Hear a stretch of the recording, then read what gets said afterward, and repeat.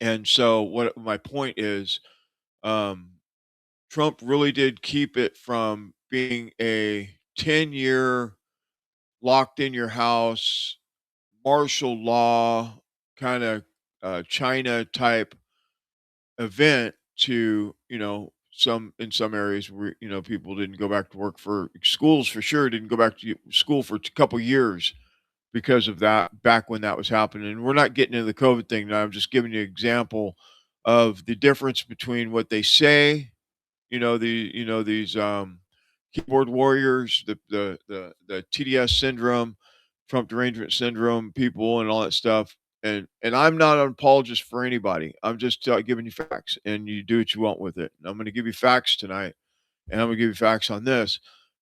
When Hillary lost, it messed up their plan because their plan was for Hillary to implement all this stuff with the the COVID and the vaccine and all that stuff, and it was supposed to happen in 17. But when she didn't get into office, they had to redo their plan, implement the Podesta plan, and reevaluate how they were going to do it. So they started because remember, if you think about it, we didn't really have major rioting and stuff like that since like the 90s. We had one or 2, but when it really happened was in 2020. We had a couple riots in 16 because Trump, was able to get into office.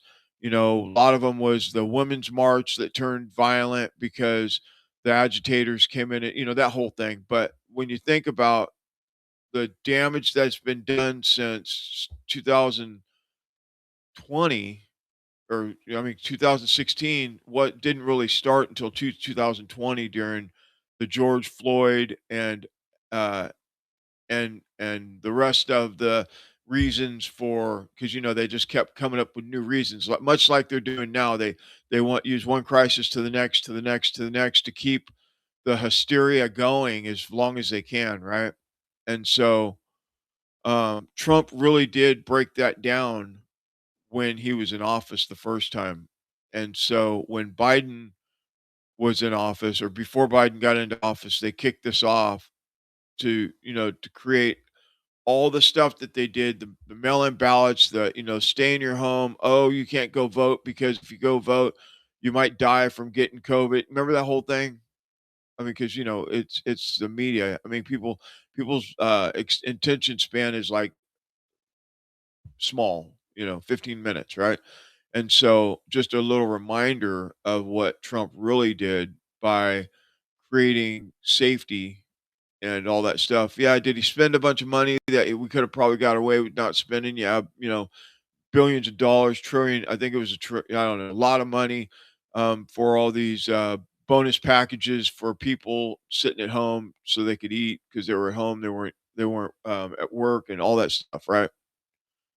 So when we talk about what we're going to talk about tonight, you're going to get like to see how they do this stuff to kind of, hey, look over here while they're sliding it in on the other side.